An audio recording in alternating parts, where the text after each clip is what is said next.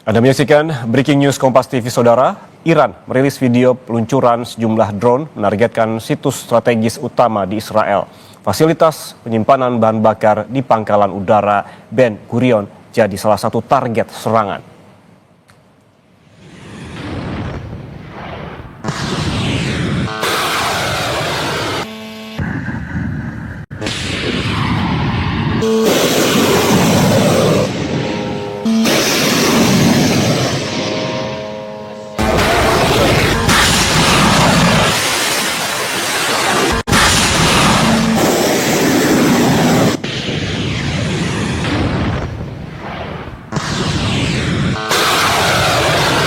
Militer Iran merilis video pada Sabtu pagi waktu setempat saat perang memasuki minggu kelima. Militer Iran menyatakan serangan dengan amunisi jelajah menargetkan Elta, yakni pusat strategis elektronik dan radar perang. Target ini bagian dari sektor kedirgantaraan Israel di kota pelabuhan Haifa.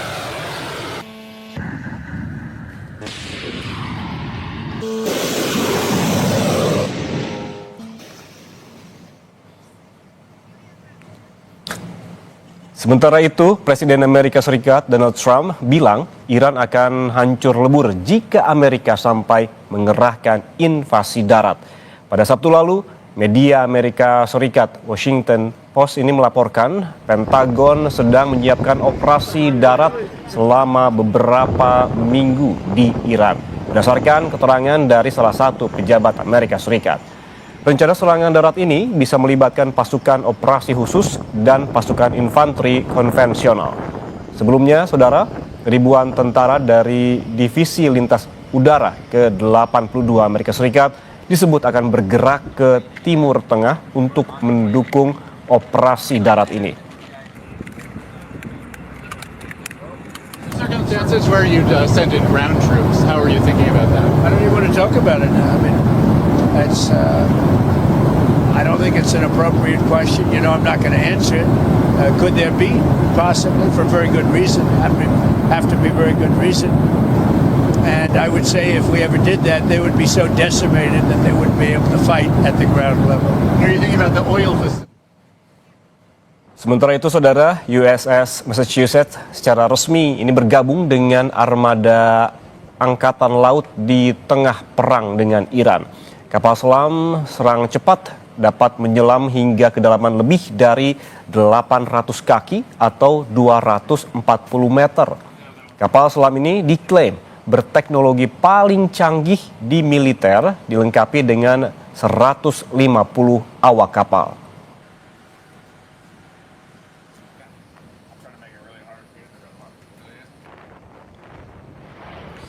Sementara itu, juru bicara Komando Gabungan Iran sudah pasang ancang-ancang jika Amerika Serikat melakukan serangan darat. Dalam pernyataannya, Letnan Kolonel Ibrahim Zolfagari bilang pasukan Iran siap menghadapi serangan darat Amerika. Ia menambahkan, serangan Amerika Serikat tidak akan menghasilkan apa-apa. رئیس جمهور آمریکا ثابت کرده تنها زبانی که میشناسد زبان زور است. در مقابل تهدیدهای اخیر ترامپ مبنی بر عملیات زمینی یا اشغال هر نقطه‌ای از سرزمین‌های ایران که البته آرزویی بیش نیست اعلام می‌داریم. رزمندگان اسلام مدت هاست در انتظار چنین اقداماتی به سر میبرند تا ثابت نمایند که تجاوز و اشغال نتیجه‌ای جز اسارت تحقیرآمیز. Perang Iran melawan Amerika Serikat dan Israel terus berlangsung selama kurang lebih 1 bulan dan belum ada tanda-tanda mereda. Justru konflik tambah panas dengan bergabungnya kelompok Houthi Yaman. Hal itu ditandai dengan meluncurnya rudal perdana dari arah Yaman ke Israel pada Sabtu 28 Maret lalu. Houthi mengungkap serangan itu menargetkan situs sensitif militer Israel di wilayah Palestina Selatan yang diduduki Israel. Houthi menegaskan operasi militer ini sebagai solidaritas kepada Iran. Tak hanya itu, operasi militer Houthi juga jadi dukungan kepada front perlawanan di Lebanon, Irak, dan Palestina. فإن القوات المسلحة اليمنية بعون الله تعالى وبالتوكل عليه نفذت أول عملية عسكرية وذلك بدفعة من الصواريخ البالستية والتي استهدفت أهدافا عسكرية حساسة للعدو الإسرائيلي جنوبي فلسطين المحتلة.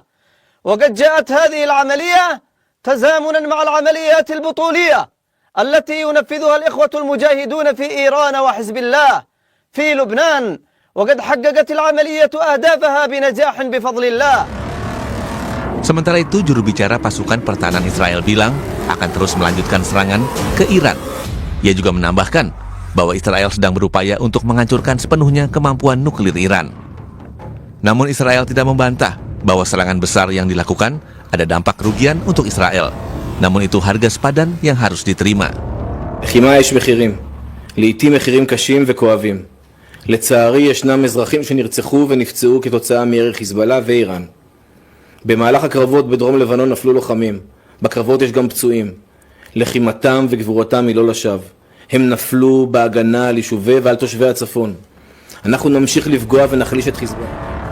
Sementara itu, analis politik dan militer Universitas Nasional Slamet Ginting bilang keterlibatan kelompok Houthi Yaman dalam perang Iran melawan Amerika Serikat dan Israel memperluas arena konflik di Timur Tengah. Maka keterlibatan Houthi ini menandakan bahwa perang melebar secara geografis dari Livan ke Teluk lalu masuk lagi ke Laut Merah. Jadi serangan ini tidak lagi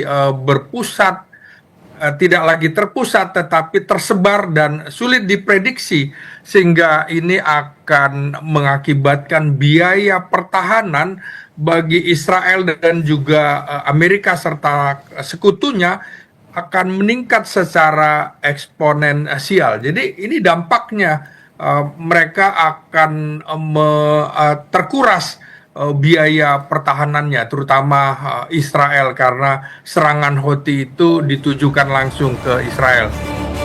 Keterlibatan kelompok Houthi telah menambah kompleksitas baru pada perang yang dipicu oleh serangan AS dan Israel terhadap Iran.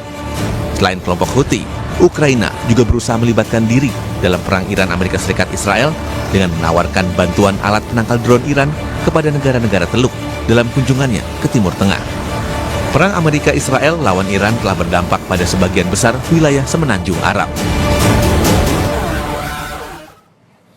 Saudara, perang Iran melawan Amerika Serikat dan Israel tambah panas dengan bergabungnya kelompok Houthi Yaman di pihak Iran dan Ukraina yang menawarkan negara Arab Teluk sistem anti-drone Iran. Lalu seperti apa kekuatan Houthi yang terlibat dalam perang Iran, Amerika Serikat dan Israel, dan bagaimana perang Timur Tengah bisa dihentikan di saat pelakunya bertambah? Kita bahas bersama Direktur Jaringan Moderat Indonesia, Islah Bahrawi. Pak Islah, selamat pagi. Selamat pagi, Mas Yan. Pak Islah, selamat pagi para pemirsa. Selamat pagi. Pak Islah, tadi kita sempat mendengarkan informasi terkait dengan keterlibatan Houthi Yaman begitu. Kalau menurut Anda, seberapa besar bantuan dari Houthi Yaman ini akan memperkuat militer Iran? Seberapa signifikan? Saya kira memang kalau soal kekuatan militer, Houthi sebenarnya tidak kuat-kuat amat secara logistik dan militer ya, karena memang di Yaman sendiri Houthi sedang berusaha untuk bisa menyediakan makanan pokok bagi rakyatnya. Artinya ada food insecurity yang dialami oleh Yaman.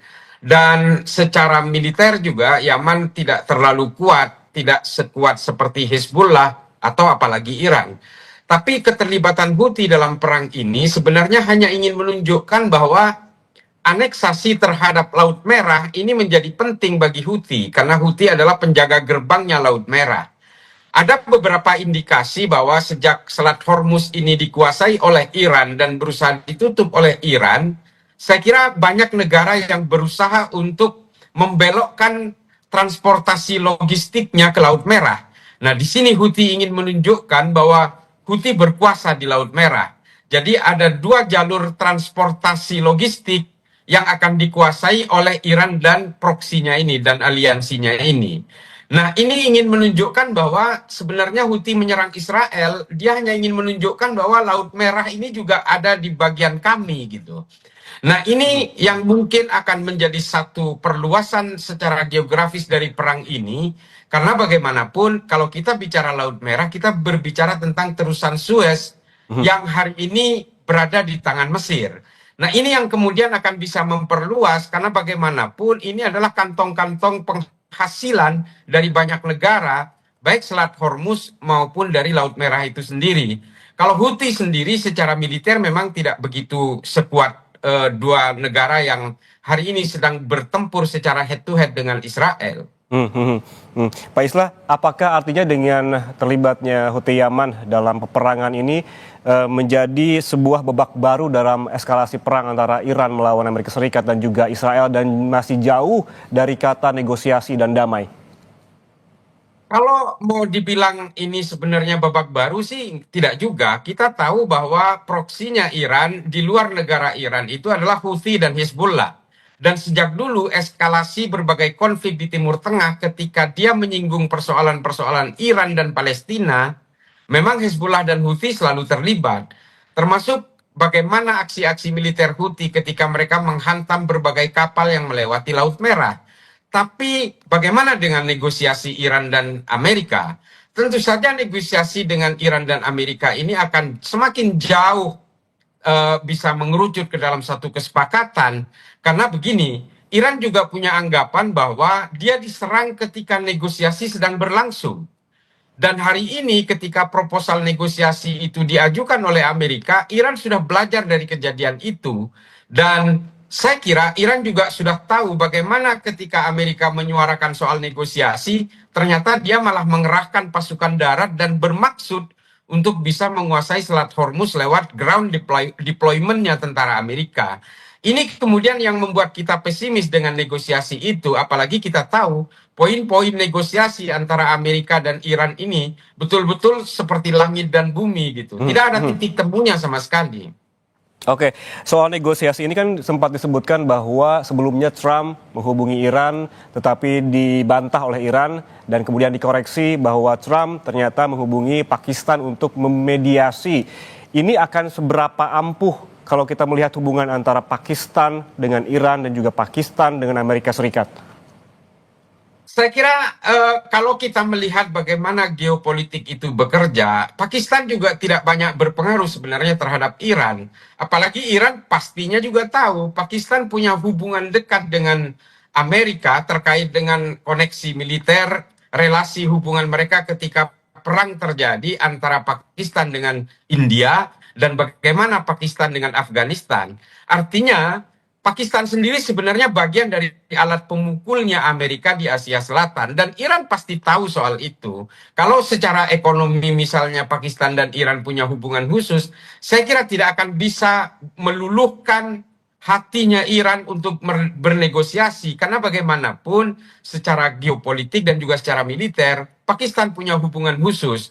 Memang dipilihnya Pakistan ini oleh Amerika karena Pakistan juga punya senjata nuklir. Dan tapi ini persoalan lagi-lagi bagaimana Iran dikhianati oleh Amerika ketika Amerika dan Iran sedang bernegosiasi tiba-tiba dia diserang. Nah ini yang mungkin tidak akan membuat Iran terlena dengan kata-kata negosiasi. Kemudian yang kedua, para pemirsa juga mungkin bisa memahami bahwa kata-kata negosiasi yang dilakukan oleh Trump yang disuarakan berkali-kali dan kemudian dibantah oleh Iran, ini adalah bagian dari upaya membangun sentimen positif terhadap stok marketnya Amerika.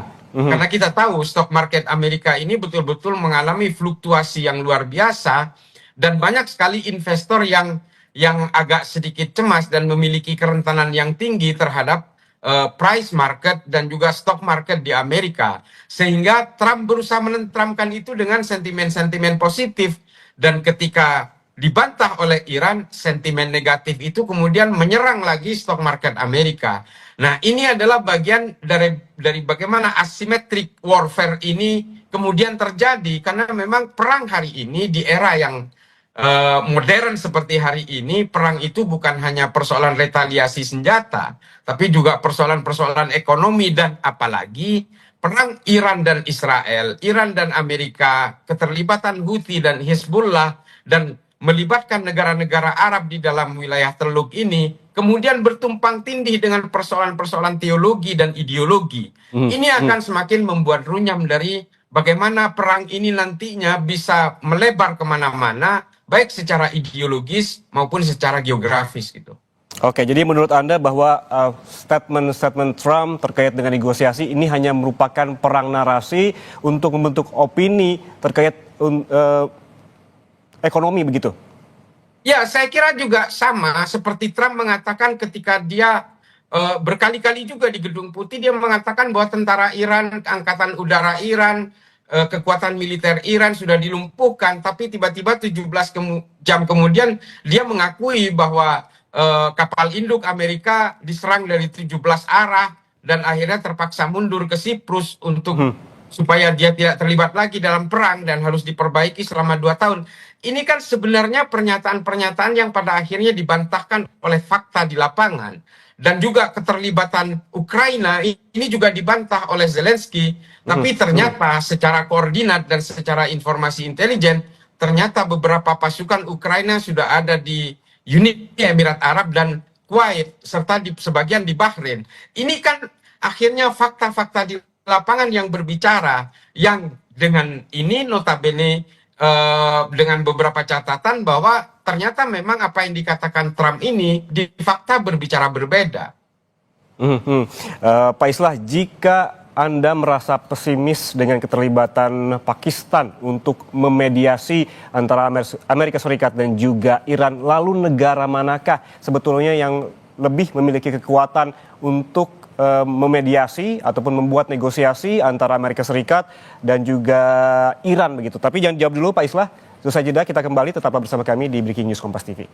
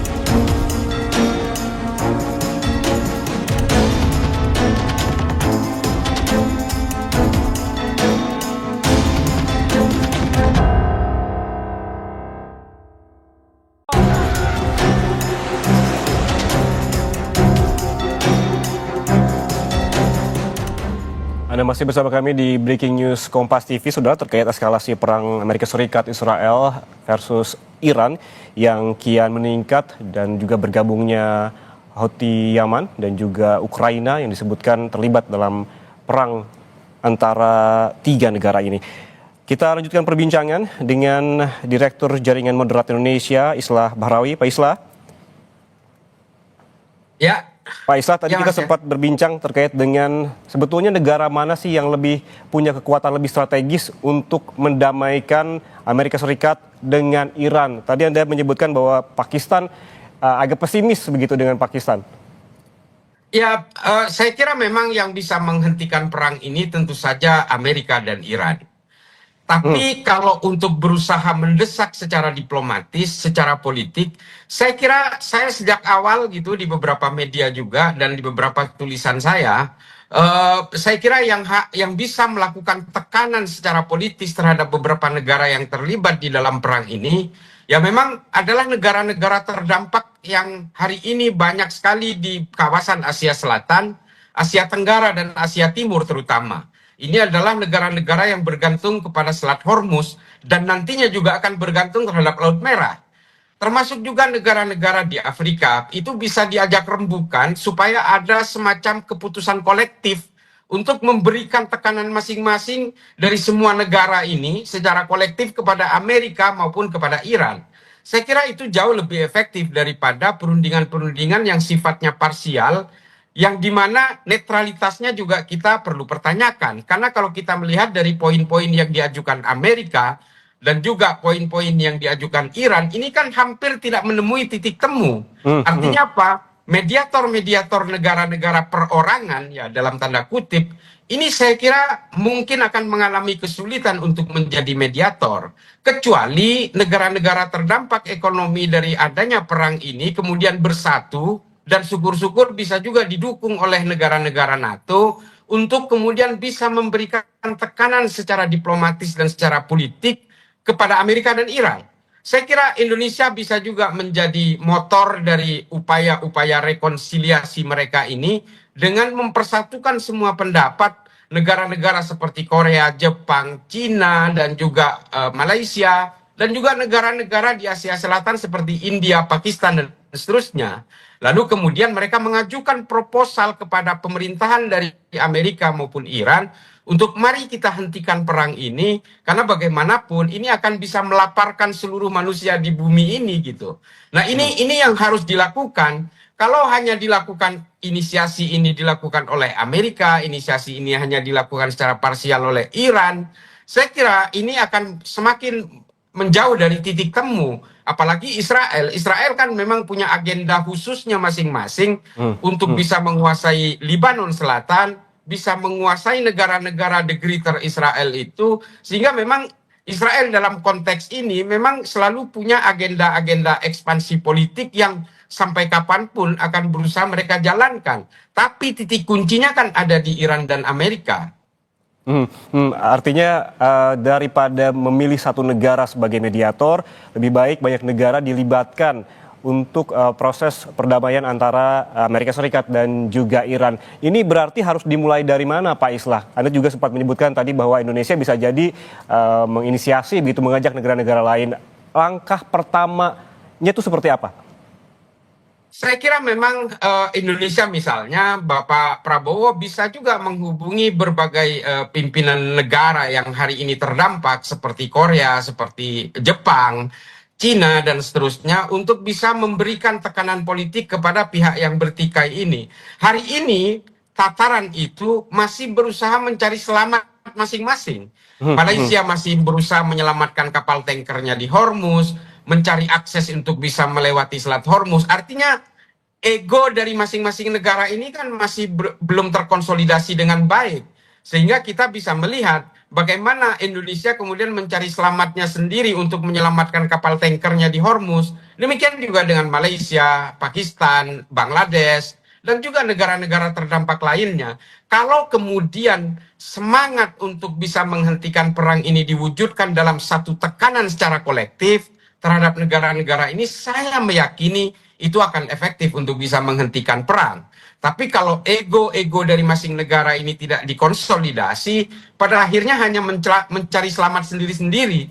Nah ini tentu saja tidak akan bisa menghentikan perang. Karena kalau kita lihat, perang ini sudah mulai mengarah kepada persoalan harga diri. Semuanya merasa menang, semua berusaha mempertahankan agendanya masing-masing, dan ini tidak menutup kemungkinan kalau tidak ada tekanan dari negara-negara terdampak, ini tidak akan menyelesaikan perang, dan perang ini akan bisa terextend hingga tahun depan, nah ini akan bahaya bagi stabilitas ekonomi global. Oke, Pak Islah, apakah Anda merasa upaya ini masih jauh begitu, mengingat juga dalam eskalasi perang ini ada negara-negara lain yang juga ikut terlibat? Kita sebutkan Ukraina tadi, ada juga Houthi Yaman.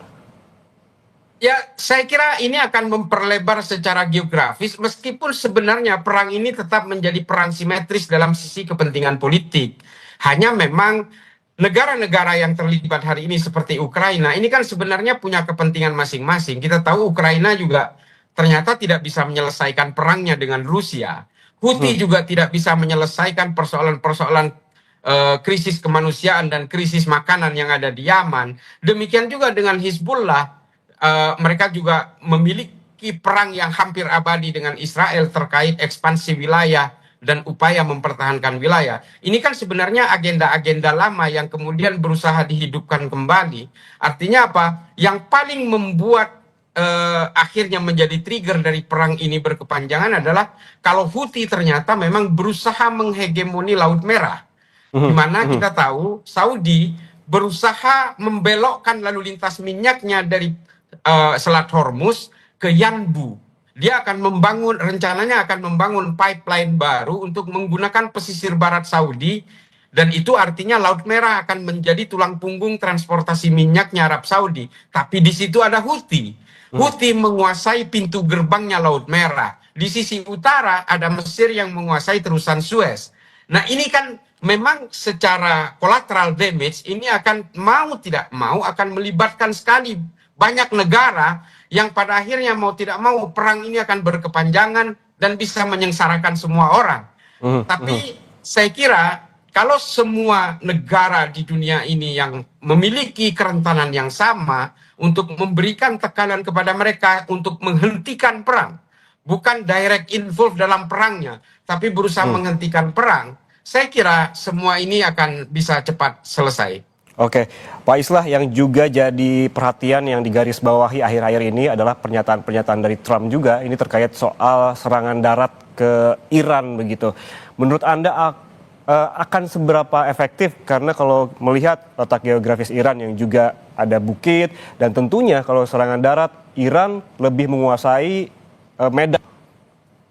Jadi memang selama ini kita tahu fakta di lapangan bahwa ada beberapa pesawat tempur Amerika yang ditembak jatuh atau karena friendly shot yang ditembak oleh kawan sendiri. Belakangan ada satu kapal induk Gerald Ford dan Abraham Lincoln yang ternyata juga dibombardir oleh Iran, dan bahkan satu kapal induk ditarik ke wilayah Siprus. Dan kemudian juga ada beberapa fakta di lapangan yang menunjukkan bahwa Amerika sama sekali betul-betul berbeda dengan apa yang dikatakan oleh Trump. Sehingga apa? Trump memiliki ancaman tersendiri terhadap aspirasi publik dan juga persepsi publik di internalnya Amerika. Oleh karena itu, gerakan 8 juta orang terhadap resistensi terhadap Trump kemarin di Amerika, ini juga bukan hal yang sederhana.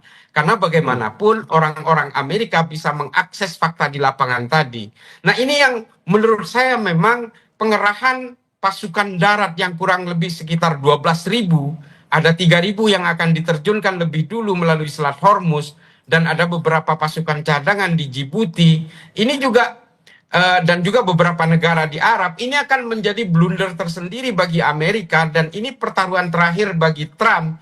Kalau ternyata pengerahan ground deployment yang dilakukan oleh Iran ini dilakukan oleh Amerika ini berhasil memenangkan perang, meskipun kita tahu perang ini nggak ada pemenangnya, sebenarnya semuanya kalah gitu. Tapi kalau ternyata Amerika bisa memenangkan perang, saya kira dalam pemilu paruh waktu nantinya Trump bisa selamat. Tapi kalau ternyata ini justru menjadi ladang pembantaian bagi tentara-tentara Amerika, saya kira Trump bisa jadi tidak akan selamat dan bisa jadi di-impeach oleh dalam pemilu paruh waktu di Amerika. Ini memang betul-betul Trump berada di tepi jurang, betul-betul ada di pinggir jurang dalam peta politik Amerika. Dan harus kita pahami juga, lanskap Timur Tengah hari ini sudah semakin membuat persepsi orang-orang di Timur Tengah tentang Amerika sendiri.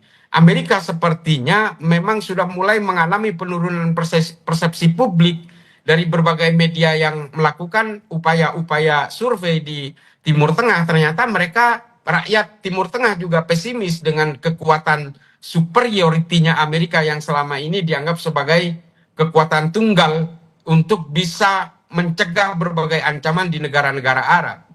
Oke, sebetulnya kalau kita lihat tekanan terhadap Trump itu banyak dari berbagai aspek begitu ya Pak Islah. Dari dalam negerinya banyak sekali demonstrasi yang dilakukan oleh warga Amerika Serikat terkait juga ekonomi dan banyak sekali militer begitu yang dikirimkan ke Iran yang memang memicu juga tak sedikit kematian dari pasukan Amerika yang tiba juga ke Amerika Serikat yang diprotes oleh warga Amerika Serikat.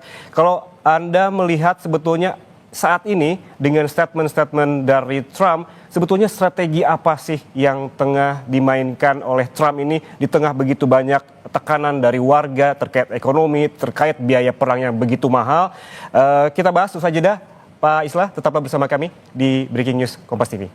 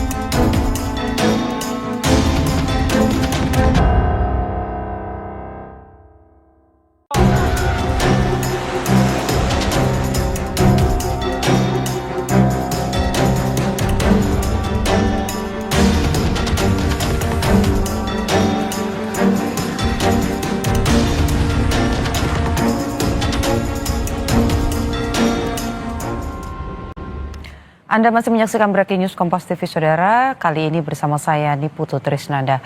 Saudara, 1 bulan memanas perang Iran dengan Amerika Serikat, Israel masih berkecamuk.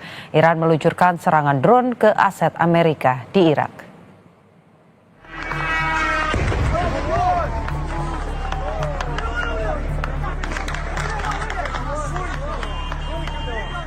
Dikutip dari media Turki, Anadolu Agensi, serangan Iran terjadi pada Minggu waktu setempat ke wilayah Erbil di Irak. Sehari sebelumnya, ledakan juga terdengar di dekat konsulat Amerika Serikat di Provinsi Erbil. Irak Utara menyusul serangan drone. Sistem pertahanan udara diaktifkan sebagai respons atas serangan tersebut.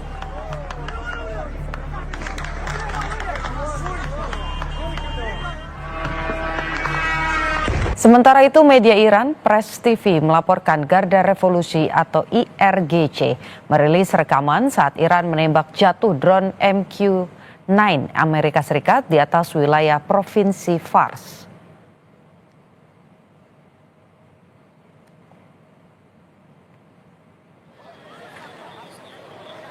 Sebuah pecahan rudal menghantam rumah warga di dekat Beit Shemesh, Israel, dan melukai warga serta memicu kerusakan. Rekaman dari lokasi kejadian menunjukkan lubang yang menganga di dekat properti tersebut. Ledakan memicu kerusakan besar.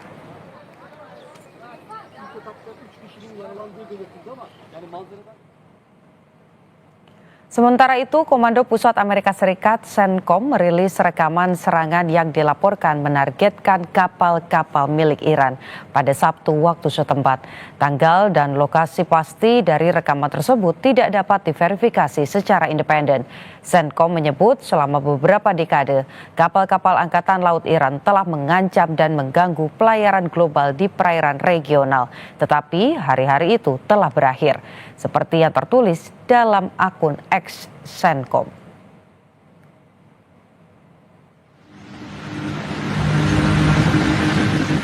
Militer Kuwait merilis rekaman upaya pemadaman tangki penyimpanan bahan bakar di Bandara Internasional Kuwait Sabtu waktu setempat. Upaya pemadaman dilakukan selama 58 jam. Sebelumnya, Direktorat Jenderal Penerbangan Sipil Kuwait menyatakan tangki bahan bakar bandara jadi sasaran pesawat tak berawak pada Rabu lalu. Tak ada korban jiwa dalam peristiwa ini.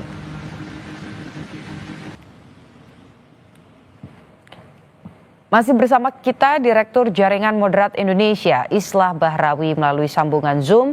Dan kita akan lanjutkan lagi dialog yang tadi sempat terputus begitu ya dengan rekan saya Ian Rahman yang berbicara soal kans dari perang di Timur Tengah sendiri. Mas Islah, bagaimana pandangan Anda atau pendapat Anda terkait dengan perang di Timur Tengah ini sendiri? Akan seperti apa kekuatan yang kemudian kalau kita lihat banyak pihak-pihak yang mulai join begitu ya. Ada Ukraina dengan pasukan-pasukannya, kemudian juga Houthi ini juga mulai ikut bergabung dalam perang ini. Apa yang mungkin terjadi ke depannya? Saya kira memang kalau kita melihat dari kepentingan, sebenarnya kepentingan ini tidak berubah banyak. Artinya kepentingan perang ini pada akhirnya memang bermuara terhadap polarisasi aliansinya Amerika dan aliansinya Iran. Houthi adalah aliansi Iran yang berada di selatannya Arab Saudi. Houthi juga melibatkan diri dalam perang ini kan sebenarnya ingin mempertegas bahwa Laut Merah sebagai jalur alternatif dari Selat Hormuz ini memang akan tetap berusaha berada di tangan Houthi, kurang lebih begitu bahasanya. Karena secara militer kalau Houthi melakukan serangan secara langsung kepada Iran memang sangat terbatas amunisinya.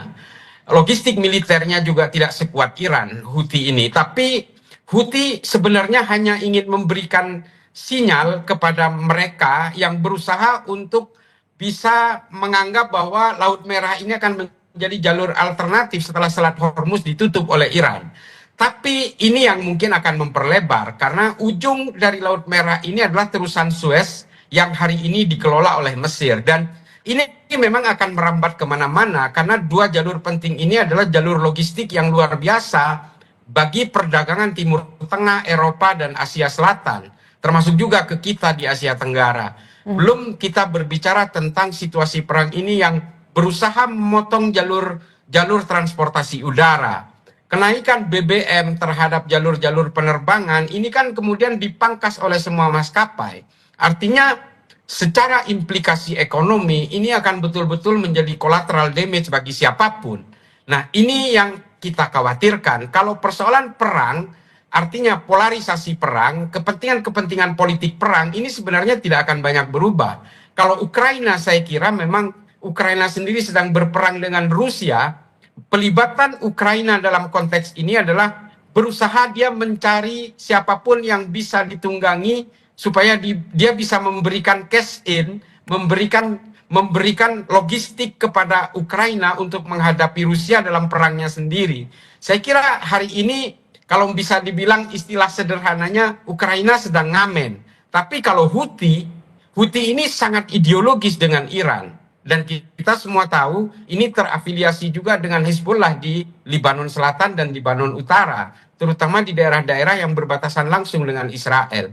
Ini akan semakin membuat runyam lanskap baru dari berbagai konflik yang ada di Timur Tengah hari ini. Oke, Mas, kalau kita lihat kan pihak-pihak yang dalam tanda kutip berdiri di sisi Iran ini adalah proksi-proksinya Iran begitu ya. Ada Lebanon, kemudian terbaru ini adalah Yaman yang juga memberikan serangan. Apakah Anda melihat potensi bahwa perang ini nantinya akan ada pihak-pihak yang di luar proksi Iran dalam tanda kutip secara ideologis begitu, secara kedekatan wilayah juga akan bergabung dalam perang ini? Karena kita tahu Selat Hormuz ini walaupun 15 sampai dengan 20% begitu ya yang melintasi minyak mentah, tapi kan tetap saja krusial dan esensial di sisi energi. Secara ideologis mungkin tidak akan ada tambahan baru karena kita tahu bahwa Iran ini secara ideologis sudah teralienasi selama puluhan tahun sejak pasca revolusi Iran.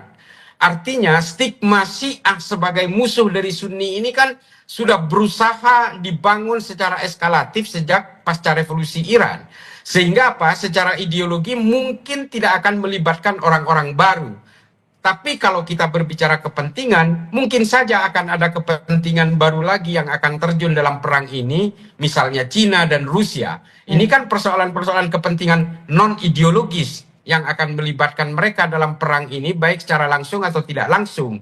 Tapi kalau secara ideologis, saya kira memang hanya Houthi dan juga Hezbollah. Karena mereka secara ideologis memiliki garis yang sama. Mereka adalah barisan yang sama yang selama ini dialienasi dan distigma sebagai non-Islam. Tapi kalau kita berbicara tentang kepentingan-kepentingan, saya kira tidak menutup kemungkinan akan bisa menambah atau setidaknya banyak negara yang akan berusaha menolak untuk tidak terlibat dalam perang seperti NATO misalnya.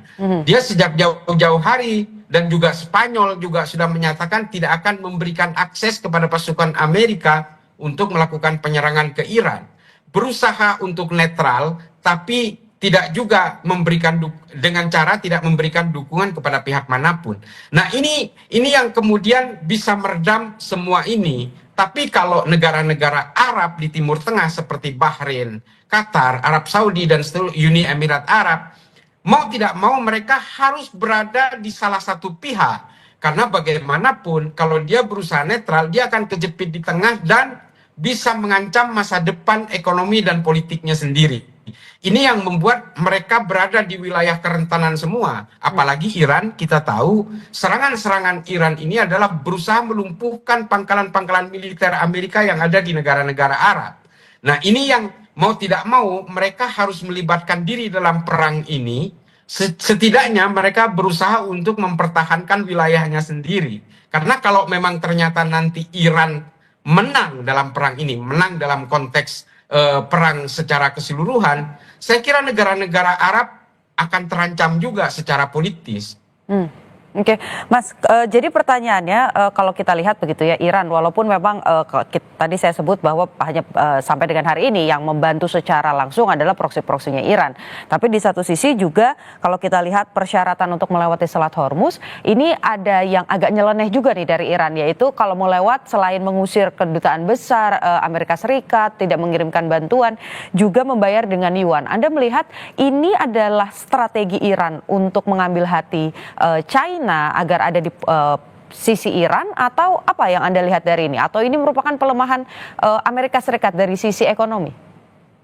Saya kira kalau Iran yang memang sudah diembargo hampir setengah abad, saya kira Iran juga memerlukan uang. Artinya di sini adalah bentuk-bentuk transaksi keuangan yang diperlukan oleh Iran. Karena bagaimanapun Iran adalah negara yang sampai hari ini kita anggap sebagai negara misterius. Kita tidak tahu Iran ini punya seberapa logistik militernya, seberapa banyak uang yang disimpannya, dan bagaimana Iran berhasil memainkan wilayah abu-abu dalam perdagangannya dengan banyak negara selama hampir 47 tahun ini. Jadi Iran dalam hal ini adalah memanfaatkan pragmatisme dari masing-masing negara yang memerlukan Selat Hormuz ini dengan mentransaksikan untuk bisa memberikan pemasukan yang tentu saja pasti untuk pembiayaan perang. Nah, ini dimanfaatkan oleh Iran, saya kira. Dan hari ini itu yang menurut saya amat sangat disayangkan. Negara-negara ini hari ini masih berusaha untuk mencari selamat dirinya sendiri. Masih berusaha terjebak dalam pragmatisme terkait dengan Selat Hormuz. Yang harus dilakukan hari ini sebenarnya adalah negara-negara yang terdampak dari perang ini seharusnya bisa membentuk satu kaukus secara kolektif untuk memberikan tekanan kepada Amerika terutama dan juga Iran. Karena bagaimanapun yang bisa menghentikan perang ini adalah Amerika dan Iran. Oleh karena itu, saya kira kalau negara-negara ini sekarang sedang mencari selamatnya sendiri-sendiri, mencari amannya sendiri-sendiri terkait Selat Hormuz, saya kira justru tidak akan menghentikan perang. Saya kira dengan model-model transaksi, dengan memberikan kompensasi terhadap Iran seperti ini, justru akan makin memperpanjang eskalasi perang ini dengan memberikan biaya-biaya kepada Iran. Tapi itu betul-betul di luar konteks persoalan masing-masing negara ya. Seperti Indonesia misalnya, memang Indonesia sendiri tidak pernah dibaca oleh Iran sebagai negara sahabat gitu. Nah ini mungkin yang menjadi persoalan baru yang mau tidak mau pada akhirnya pragmatisme dalam dunia ekonomi di dalam perang ini akan terus terjadi kalau negara-negara terdampak ini tidak bisa memberikan tekanan secara kolektif baik melalui jalur negosiasi, diplomasi maupun tekanan politik. Oke, artinya poros dunia ini bisa berubah begitu ya, bukan lagi Amerika Serikat ketika Amerika misalnya mundur atau kalah dalam perang di Timur Tengah. Ditahan dulu jawabannya karena nanti kita akan kembali sesaat lagi usai jeda.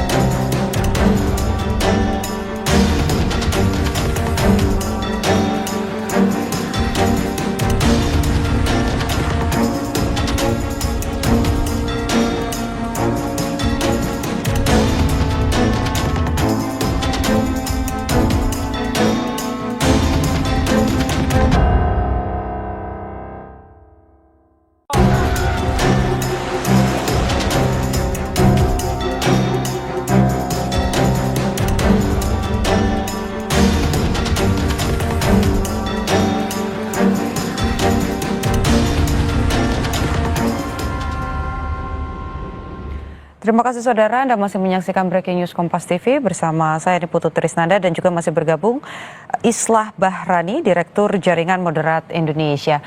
Mas Islah, tadi terakhir kita berbincang soal poros dunia. Pertanyaannya adalah tadi Anda bilang bahwa kata damai ini nampaknya masih jauh karena masing-masing negara masih berpikir strategi bagaimana mengamankan negaranya masing-masing begitu. Tapi pertanyaannya ketika nanti Amerika Serikat ini tidak lagi ada dalam perang di Timur Tengah, entah itu kalah ataupun mundur, Anda melihat ini sebagai pergeseran poros dunia bahwa ternyata pusat dunia ini bukan Amerika Serikat, tapi masih ada pilihan-pilihan lain dan ini juga mendorong negara-negara inferior untuk akhirnya berpindah atau bergeser geopolitiknya, Mas. Saya kira hari ini sebenarnya tokoh sentral dari perang ini adalah Trump. Kemarin ketika terjadi unjuk rasa besar-besaran, gerakan no kings yang disuarakan oleh banyak orang, pernyataan dari Bernie Sanders ini kan betul-betul menjadi satu acuan gitu, bahwa Trump ini kan sebenarnya bukan kepentingan Amerika. Artinya perang ini lebih banyak dikendalikan oleh Trump dan atas inisiasi Trump secara personal gitu. Ini yang dikatakan oleh berbagai gerakan resistensi yang dilakukan oleh berbagai masyarakat kemarin yang terjadi di banyak negara bagian itu. Saya kira memang kalau memang perang ini terus berlanjut dan Amerika ingin tetap menyelamatkan superioritinya sebagai polisi dunia gitu, mau tidak mau memang harus menjatuhkan Trump. Perang ini akan berhenti kalau Trump berhasil dijatuhkan, diimpeach. Ini mau tidak mau. Saya kira kalau memang Trump ini masih tetap menjadi presiden Amerika, saya kira memang perang ini akan sulit menjadi berhenti karena hari ini resistensi masyarakat dunia terhadap Amerika dan Israel ini semakin menurun dan artinya semakin meninggi gitu ya. Artinya apa? Popularitas Amerika sebagai satu kekuatan tunggal yang sudah berlangsung hampir 2 abad ini, saya kira nantinya akan meluntur apabila Trump memang tidak bisa dijatuhkan oleh Senat dan Kongres di Amerika. Nah ini yang menjadi pertaruhan besar karena kita tahu bahwa Trump dengan berbagai pernyataannya ini sepertinya memang Trump tidak akan bisa menyelesaikan perang ini karena fakta di lapangan sungguh jauh berbeda. Tapi kalau Trump ini berhasil dijatuhkan, saya kira ini akan berkata lain. Perang ini juga akan berhenti dan bisa menyelamatkan Amerika. Ali Khamenei yang sudah gugur dalam serangan Amerika ternyata tidak bisa meruntuhkan rezim Iran. Dan rezim Amerika hari ini masih terus berlanjut. Saya kira memang kalau ingin menghentikan perang, salah satu cara paling cepat adalah dengan menghentikan Trump. Baru perang ini akan bisa berhenti. Nah ini yang bisa menyelamatkan Amerika, hegemoni Amerika di dalam dunia pertarungan politik global ini. Tapi saya kira untuk bisa menghentikan Trump ini memang harus ada perlawanan dari regional Amerika secara domestik. Dan resistensi itu sebenarnya semakin berlapis-lapis di dalam Amerika sendiri sejak brutalitas pasukan-pasukan ICE dan juga Epstein Files. Ini kan sebenarnya menjadi pukulan tersendiri terhadap Trump. Saya kira gerakan-gerakan resistensi di dalam negeri Amerika ini akan semakin menguat kalau perang ini semakin berlarut-larut. Ketika Amerika menyerang terlibat dalam perang Teluk kedua tahun 2003, saya kebetulan tinggal di Amerika. Ini jauh berbeda persepsi publik terhadap Presiden Amerika sendiri ketika itu. Bagaimana hampir setengah lebih dari penduduk Amerika mendukung perang ketika itu. Karena memang sentimen 9/11 masih ada. Hari ini Trump yang janjinya tidak akan terlibat dalam perang, menjanjikan stabilitas harga bahan bakar dan seterusnya, ternyata semuanya terbantahkan dalam kepemimpinan Trump di Amerika yang kemudian membuat perlawanan secara politik terhadap Trump di Amerika juga semakin menguat. Nah ini yang saya kira bagian lain dari persoalan-persoalan regionalnya Amerika yang juga akhirnya bisa juga memberikan tekanan kepada Trump untuk segera menghentikan perang. Baik, Mas, ini dari catatan saya, Reuters kemarin juga mengeluarkan survei begitu ya terkait dengan persetujuan publik di mana ini terendah Trump selama menjabat, yaitu 36% persetujuan publiknya. Dan kalau kita lihat demo-demo yang terjadi di 50 negara bagian Amerika Serikat, ini juga terjadi di negara-negara bagian yang merupakan basis dari Partai Republik, partai asal dari Donald Trump begitu. Apa Anda melihat juga bahwa ini sudah cukup untuk mendorong agar situasi Kongres nanti atau Senat nanti mengimpeach atau menurunkan Trump, karena tidak lagi sejalan dengan kampanyenya yang mau membuat Amerika great again, tapi malah Amerika downgrade gitu, Mas?